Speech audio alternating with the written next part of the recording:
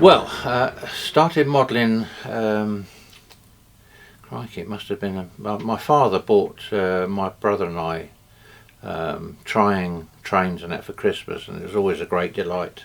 Christmas Day, I remember one of the war trains with the searchlight and rockets, and then building out. Father built me my first layout, which was on casters and went under the bed, and then we pulled it out.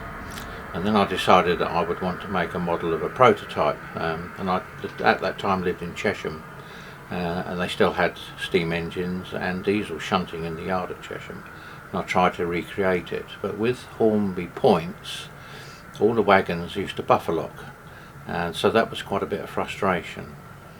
Then I was at that age, I was still too young to join a model railway club. At the age of 16 I got into the Amersham Model Railway Club, and that really was fantastic. All the people's knowledge, their enthusiasm, they were there to help you. Yes, you got the mickey taken out of you, and when you produced something you had to have a fairly stiff back to walk in with a model and let them criticise it, but the criticism was encouraging, and that's the key to it. And I would certainly, if you're starting off,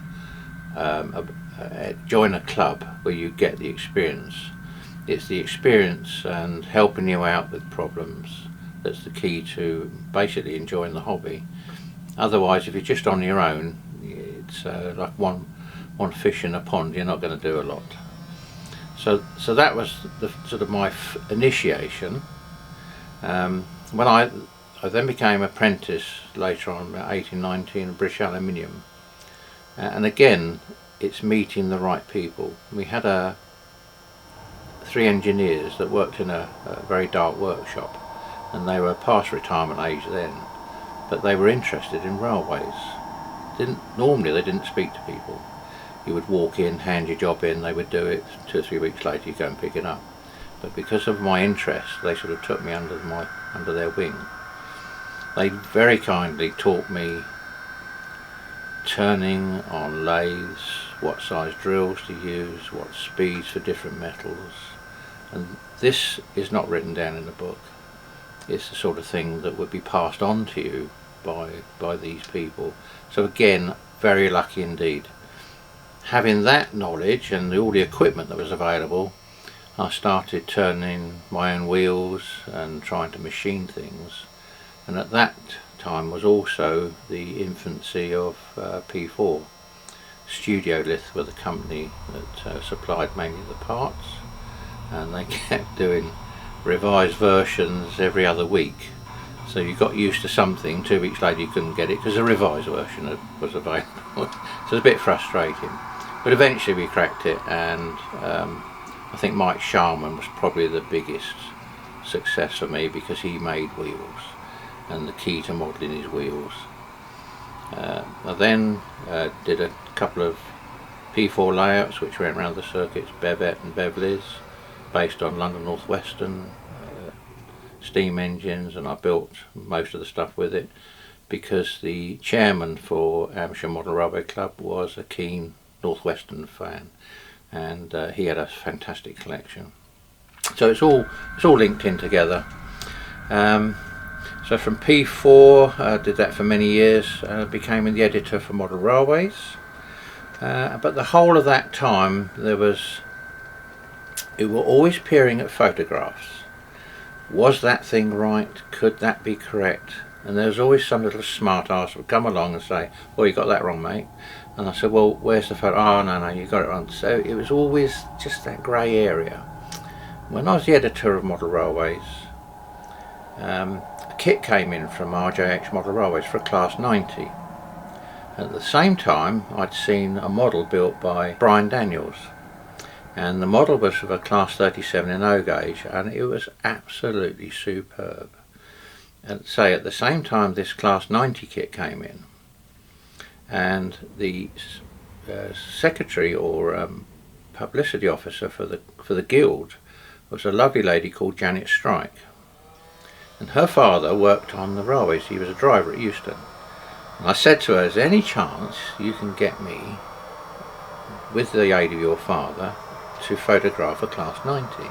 said, yeah. Anyway, it was all fitted up. I went up to Euston and we photographed the 90. So I knew on that day, those photographs I took and the model that subsequently came from it was absolutely spot on. And that was an absolute revelation. And plus the fact I wanted to do something different from Brian. He did diesels, but he's only just recently, in the last year or so, done electrics. But I've done electrics quite a lot in my life, and I had a outdoor layout in my house in Peterborough which ran in the garden, and that was electrics. So we're up to the current day. Following on from being an editor, I became a model maker. Well, I didn't become a model maker, I started making models. And again, it's the right person at the right time. And another fantastic person, Dennis Lovett. He was working for Network Rail and latterly then went on to Intercity. And he had a model made for the Queen Mother with a Class 90 in a case. And he said, it's absolutely atrocious, Dave. Do you think you can help me out and do something? So I said, how long have we got? He said, 3 days. So I said, fine, see what we can do. Anyway, we managed to produce the model, and it was, I think it was named the Girls Brigade. So off it went. And that was the start of my career, really, with building models for the railway companies. And subsequently my name was passed on to other railway companies, and I've done work for quite a few of them over the years. And that's put me in a very good situation because I can get drawings. So when they gave me a model to do for a specific loco, I would also ask for something else for me, and 9 times out of 10 those drawings would appear as well. And the key to doing good models is having the right information, having the right drawings. Now all of my layout now, this has been built over the last 20 years now, since I've been here, 23 years, is all modern image. And with the advent in the last 4 or 5 years of 3D printing, there isn't anything I can't build now. Very fortunate, my wife does Corel Draw on the computer, and she does all the drawings for any new wagons or locos or any jobs we have to do for the railways. That's then turned into an etched brass, and then I do the masters for the white metal castings. I have a machine, a small Taranti machine, so I do the white metal castings for that. Recently last 5 years, I met Simon from King's Lynn. His code name is Simon BR Blue. A lot of people have seen his work, and he has now probably done 20 odd wagons for me, plus other accessories. He's done some cement wagons, he's done some refuse containers, all things which really only lend themselves to 3D printing. You would struggle, I think, to do them as an etch or even as a casting. They'd be very heavy. So the layout now really is trains that are running currently on the railways.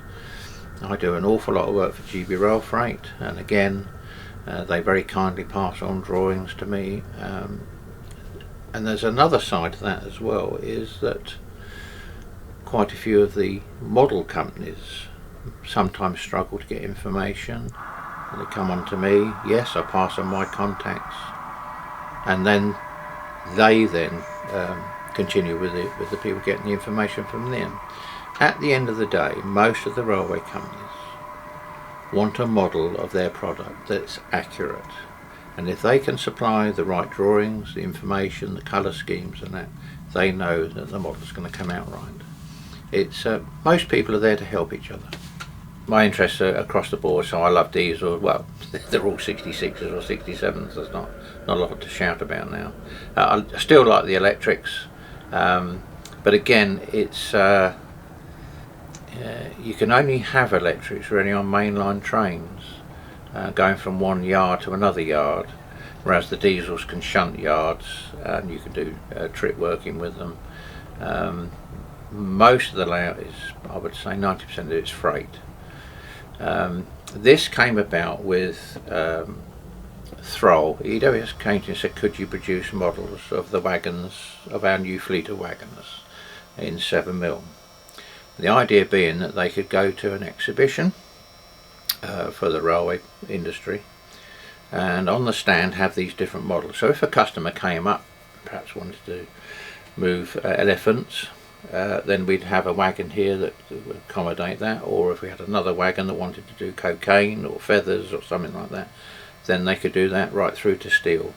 So the customer then could see the vehicles that their product would be carried in. As a result of that, I did a number of commissions for Thrall.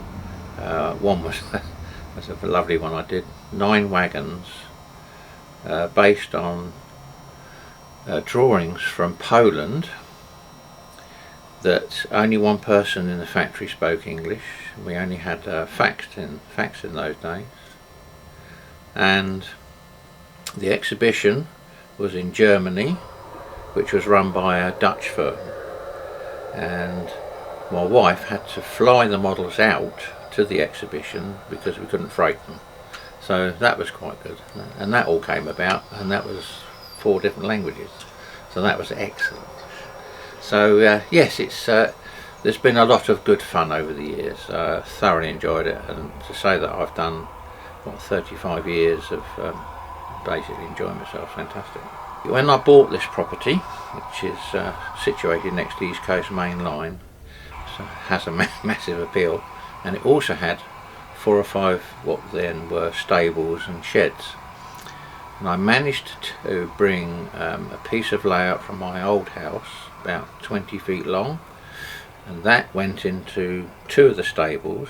We punched holes in the wall, and we put a box outside in the paddock, which was covered over, and that gave me a circuit for running.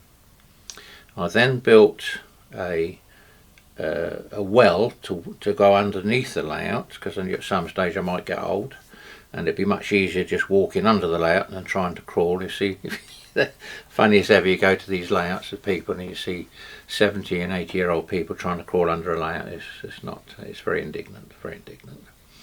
And then we did the base, and eventually I put the building on the base. So not most people start with the building. I started with the layout and then put a building on top of it. Then we opened up this side of it.